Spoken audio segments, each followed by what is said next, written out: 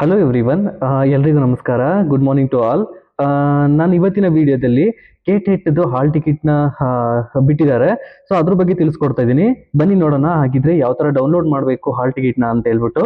ಇಲ್ಲಿ ನೋಡಿ, ನಾನು ಫಸ್ಟ್ ಗೂಗಲ್ನ ಓಪನ್ ಮಾಡ್ಕೊಂಡಿದ್ದೀನಿ. ಓಪನ್ ಮಾಡಿಕೊಂಡು ಇಲ್ಲಿ ಜಸ್ಟ್ ಟೈಪ್ ಮಾಡ್ತೀನಿ ನಾನು ಕೆಟೆಟ್ ಕೆಟೆಟ್ ಹಾಲ್ ಟಿಕೆಟ್. ಇಲ್ಲಿ ಬಂತು ನೋಡಿ, ಕೆಟೆಟ್ ಹಾಲ್ ಟಿಕೆಟ್ ಡೌನ್ಲೋಡ್ 2025 ಕರ್ನಾಟಕ ಅಂತ ಅದೇ ಬರುತ್ತೆ. ಜಸ್ಟ್ ಇದನ್ನ ಕ್ಲಿಕ್ ಮಾಡ್ಕೊಳ್ಳಿ. ಕ್ಲಿಕ್ ಮಾಡ್ಕೊಂಡ ತಕ್ಷಣ ಈ ತರ ವೆಬ್ ಬ್ರೌಸರ್ ಓಪನ್ ಆಗುತ್ತೆ. ಓಪನ್ ಆದ ತಕ್ಷಣ ಇಲ್ಲಿ ಫಸ್ಟ್ ಮೊದಲನೇದು ನೋಡಿ, application for Karnataka teacher eligibility test ಅಂತ ಹೇಳ್ಬಿಟ್ಟು ಅದ್ರ ಮೇಲೆ ಕ್ಲಿಕ್ ಮಾಡ್ಕೊಳ್ಳಿ. ಕ್ಲಿಕ್ ಮಾಡ್ಕೊಂಡ ತಕ್ಷಣ ಈ ತರ ಓಪನ್ ಆಗುತ್ತೆ. Application for Karnataka teacher eligibility test ಅಂದ್ರೆ KARTET Karnataka TET 2025.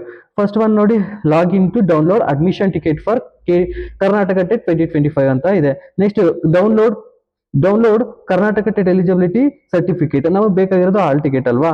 First one just click ಮಾಡ್ಕೊಳ್ಳಿ.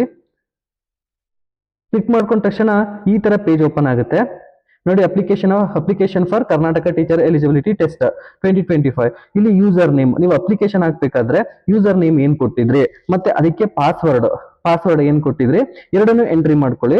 ಎಂಟ್ರಿ ಮಾಡ್ಕೊಂಡ ತಕ್ಷಣ ಜಸ್ಟ್ ಲಾಗಿನ್ ಅಂತ ಕೊಡಿ.